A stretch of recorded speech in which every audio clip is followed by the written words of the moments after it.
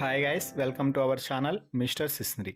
Big Boss Telugu season 9లో మరో వారం కాలంలో కలిసిపోతుంది.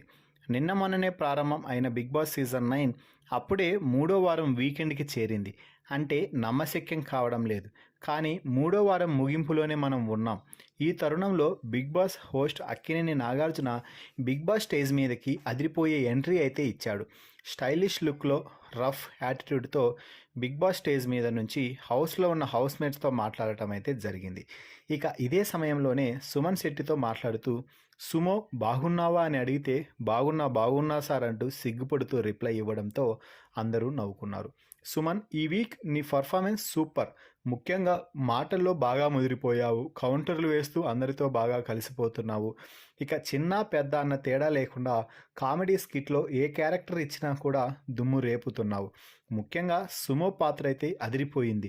లేటు వయసు ఘాటు ప్రేమ అంటూ నాగార్జున ట్యాగ్ ఇవ్వడంతో సుమన్ శెట్టి బాగా నవ్వుకున్నాడు. ఇక ఆ తర్వాత నీకు దివ్య నెంబర్ 6 ఇచ్చింది కదా, దాని మీద నీ అభిప్రాయం ఏమిటి అని ప్రశ్నిస్తే దివ్య అభిప్రాయాన్ని నేను ఒక ఆడియన్ అభిప్రాయం అని తీసుకున్నాను సార్. ఎందుకంటే ఆ అమ్మాయి ఇప్పటి వరకు చూసిన గేమ్పై ర్యాంకులు ఇస్తున్నానని చెప్పింది. కాబట్టి నేను దివ్య చెప్పిన పాయింట్స్ని ఒక హింట్స్గా తీసుకొని ఆటలో ముందుకు పోవడానికి ఆలోచిస్తాను అంటూ చెప్పడంతో నాగార్జున గట్టిగా క్లాప్స్ అయితే కొట్టారు. ఆడియన్స్ కూడా క్లాప్స్ కొట్టడం ఇక్కడ గమనించాల్సిన అంశం. ఆ తర్వాత నీకు మీ ఇంటి నుంచి వచ్చిన సందేశం కావాలి అంటే భరణి సీక్రెట్ బాక్స్ ఓపెన్ చేయాలి అని బిగ్ బాస్ చెప్పగానే ఎందుకు ఎమోషనల్ అయ్యావు అని ప్రశ్నిస్తే, సార్ ప్రతి వారికి ఏదో ఒక ఎమోషనల్ బాండింగ్ ఉంటుంది. భరణి గారికి ఆ బాక్స్తో అలా నా కోసం హౌస్ కోసం వెళ్ళి అడగాల, నాకంటూ ఏదైనా టాస్క్ ఇస్తే నిరూపించుకొని తీసుకోవచ్చని బిగ్ బాస్ని అడిగాను, కానీ ఒప్పుకోలేదు.